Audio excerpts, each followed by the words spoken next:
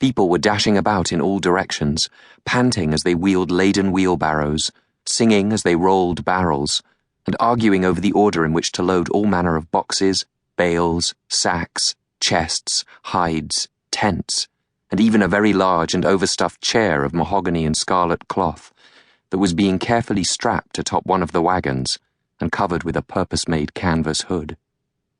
The name of the company was carved into the stone above the gate.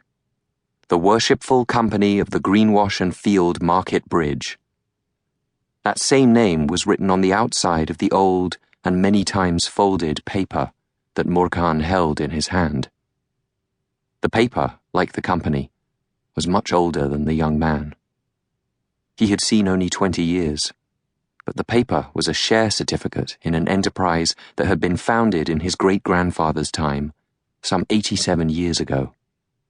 The Bridge Company, as it was universally called, there being no other of equal significance, had been formed to do exactly as its full name suggested, to build a bridge, specifically one that would cross the Greenwash, that wide and treacherous river that marked the Old Kingdom's northern border.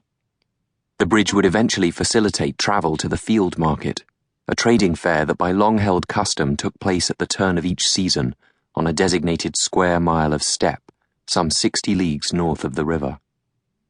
There, merchants from the Old Kingdom would meet with traders from the nomadic tribes of both the closer steppe and the wild lands beyond the rift, which lay farther to the north and west.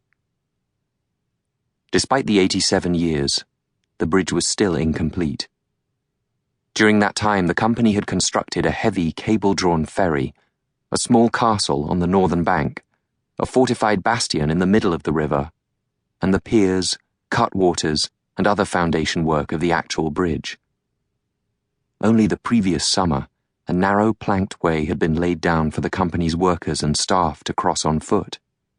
But the full paved decking for the heavy wagons of the merchants was still at least a year or two away. Consequently, the only way to safely carry loads of trade goods across the river was by the ferry.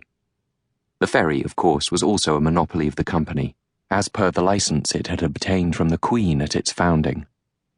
The ferry and the control it gave over the northern trade was the foundation of the company's wealth, nearly all of which was reinvested in the bridge, which would one day enormously expand the northern trade and repay the investment 100-fold. It was this future that made the old, dirty, and many times folded share certificate Morkan held in his hand so valuable. At least, he had often been told it was very valuable, and he hoped that this was true, since it was the sole item of worth that his recently dead, feckless, and generally disastrous parents had left him. The only doubt about its value was that they had left the share certificate to him rather than selling it themselves, as they had sold all other items of worth that had been handed down from his grandmother's estate. There was only one way to find out. The grim and cheerless notary who had wound up his parents' estate had told him the share could not be freely sold or transferred without first being offered back to the company, in person, at Bridge House in Navis.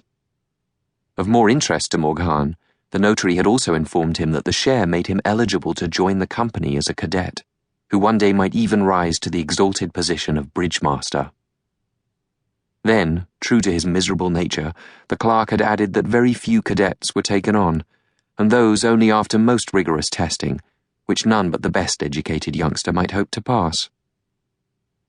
The implication was clear that he did not think Morkan would have much of a chance. But it was a chance, no matter how slim.